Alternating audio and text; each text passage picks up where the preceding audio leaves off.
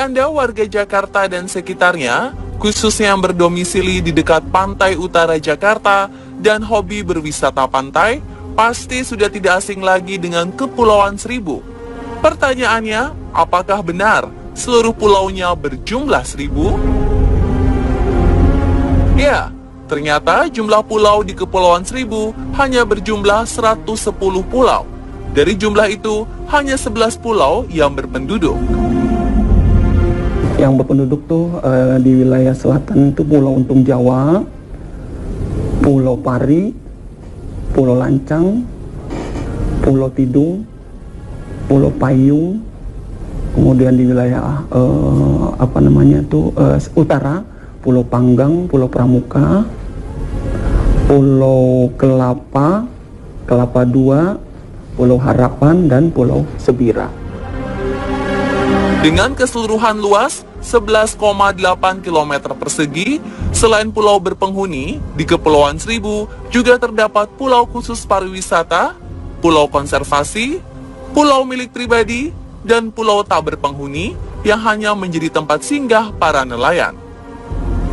Dalam sejarahnya, VOC Serikat Dagang Belanda sejak tahun 1610 dilanjutkan oleh pemerintah kolonial Hindia Belanda hingga mereka hengkang dari Indonesia, menjadikan pulau-pulau di Kepulauan Seribu sebagai pelindung bagian atas wilayah Batavia.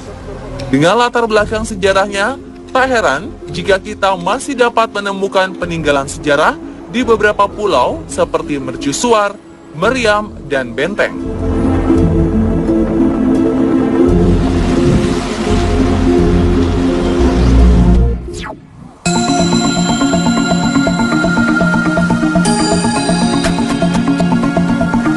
Salah satu benteng yang masih berdiri terletak di Pulau Kelor. Pulau yang secara administratif termasuk dalam wilayah Kelurahan Untung Jawa ini diberi nama Kelor karena konon pulaunya memang kecil layaknya daun kelor. Pada abad ke-17 hingga 18, Benteng Martelo di Pulau Kelor menjadi garda terdepan pertahanan Batavia menghadapi serangan Portugis, Inggris, dan Spanyol dari laut. Terbuat dari batu bata dengan putih telur, Benteng Martelo berbentuk lingkaran dengan tinggi kurang lebih 12 meter. Dengan strukturnya tersebut, maka para pasukan dapat leluasa menembaki musuh menggunakan meriam yang mampu bermanuver 360 derajat dari benteng. Temboknya pun sangat tebal, sehingga tidak akan runtuh jika terkena gempuran dari meriam musuh. Pada tahun 1883, saat Gunung Krakatau meletus, terjangan tsunami membuat benteng mengalami kerusakan berat hingga meruntuhkan beberapa bagian bangunan dalam benteng. Sebagian besar kemudian runtuh dan terendam air karena abrasi yang mengikis pulau. Di benteng ini pula tersimpan sejuta misteri di dalamnya. Saat masih berupa hutan, masyarakat Untung Jawa mencari kerang ke Pulau Kelor dan menemukan banyak tengkorak berserakan di dalam benteng. Pihak terkait akhirnya menguburkan kurang lebih 2 karung tengkorak di bawah tulisan Pulau Kelor. Karena peristiwa mengerikan ini, pada masa Belanda, Pulau Kelor dikenal dengan nama Kerkhoff Island, atau berarti Pulau Pemakaman. Konon, pada beberapa tahun yang lalu, banyak terlihat sosok misterius di pulau ini. Kalau dulu sering ada penampakan cewek berambut panjang, suara tepuk tangan, bukan suara sih, berbentuk binatang kayak anjing anjing bulldog besar kali. Cuman itu cuma Indian aja, siluman-siluman kayak gitu. Ada beberapa aturan juga yang harus dipatuhi jika berada di Pulau Kelor, terutama di Benteng Martelo. Warga percaya hal-hal yang tidak diinginkan akan terjadi. Dulu pernah juga ada anak-anak camping, kita udah ngarahin kalau untuk malam jangan masuk ke dalam bentengan, jangan berteriak-teriak atau segala macam. Tapi ucapan kita nggak diladenin sama dia. Dia main gitar di sana, dalam bentengan. Ketika itu dia kesurupan, 5 orang langsung kesurupan. Tapi aja kita ada yang bisa, kita iniin. Mancing iseng, dia nemu tengkorak kepala, dia bilang buat taruh di kepala motor. Nah, dibawa kepala motor. Nyampe kepala di rumahnya, dia merasa sakit, terus dimimpiin, diparanin, suruh pulangin kepalanya itu ke sini. Nah, kita malam-malam itu juga ditaruhlah kemari, pulangin.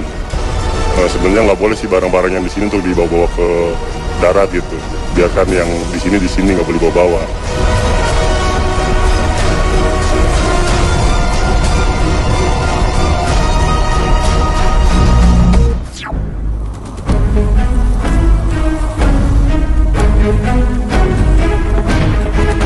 Tak jauh dari Pulau Kelor, terdapat Pulau Cipir yang tak kalah misterius dan seram kisahnya. Ini karena Pulau Cipir berisikan puing-puing bangunan rumah sakit. Pulau Cipir dikenal juga sebagai Pulau Kahyangan. Bahkan banyak yang mengatakan jika nama tersebut menggambarkan gerbang kematian menuju Kahyangan. Bagaimana tidak, pada zaman kolonial Belanda, Pulau Cipir menjadi tempat karantina haji dan pasien yang terjangkit penyakit menular. Para jemaah haji yang baru saja kembali dari Mekah harus dikarantina terlebih dahulu di Pulau Cipir. Awalnya, pemerintah kolonial Belanda mengatakan tujuan karantina tersebut untuk mengontrol kesehatan para jemaah haji. Jangan sampai ada yang membawa penyakit dari tanah suci usai menunaikan ibadah haji. Namun alasan yang sebenarnya adalah pemerintah kolonial khawatir akan meluasnya gerakan pan-Islam yang dapat memicu terjadinya pemberontakan terhadap pemerintah Belanda. Di bekas bangunan rumah sakit ini pula banyak sekali pasien yang meninggal akibat penyakit TBC dan kusta atau lepra.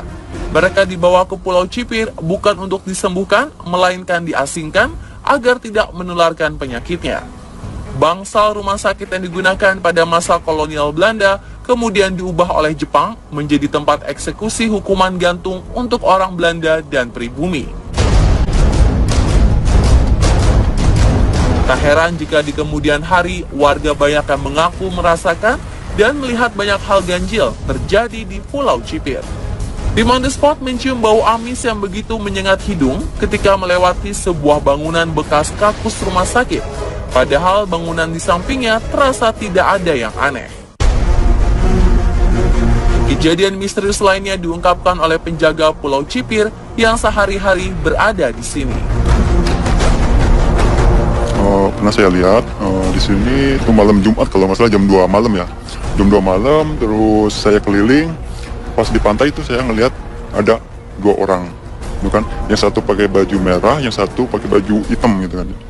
Pas saya pakai senter gitu kan ya. Yang pakai baju hitam tuh lari ke belakang. Terus yang pakai baju merah masih nongkrong situ. Saya kira itu orang mancing gitu kan ya. Pas saya di center mukanya itu takut marah gitu kan ya, takut marah. Udah gitu kan saya jalan ya melalui istilahnya jalan pelan gitu kan. Sudah dekat saya center, tiba-tiba yang pakai baju merah juga nggak ada, hilang. Wanita bergaun merah ini juga selalu mendatangi orang baru yang tinggal di Pulau Cipir. Biasanya kalau orang baru pasti di sini tuh mimpi. Kalau nginep di pos itu pasti mimpi disamperin cewek cantik gitu, yang berbaju merah. Konon saat malam hari di Pulau Cipir juga beberapa kali terdengar suara bayi menangis. Tak hanya itu, warga mengaku kerap melihat sosok bertubuh besar yang kerap menampakkan diri di dekat area tempat ibadah. Pernah teman saya itu teman saya bukan saya ya. Teman saya lagi sembahyang pas dia udahan sembahyangnya kan nengok belakang gitu kan, tiba-tiba di belakangnya orang tinggi gitu kan, serem banget, sampai handphonenya sama rokoknya ditinggalin gitu, lari dia. Tak hanya menampakkan diri, sosok misterius ini juga merasuki pengunjung yang datang ke Pulau Cipir. Iya, ada yang sering kesurupan ya, yang kemarin tuh yang anak sekolah tuh yang nginep di sana. Jadi udah sembuh 1 orang, ke 1 orang lagi, dari 1 orang sembuh ke 1 orang lagi gitu kan. Jadi nggak ada berhentinya gitu kan. Pulau yang juga pernah dipergunakan sebagai benteng pertahanan Belanda pada tahun 1800 ini masih menyimpan kisah kelam yang bersemayam hingga sekarang. Dan pemirsa, itulah kisah misteri di Pulau Kelor dan Pulau Cipir versi Sport.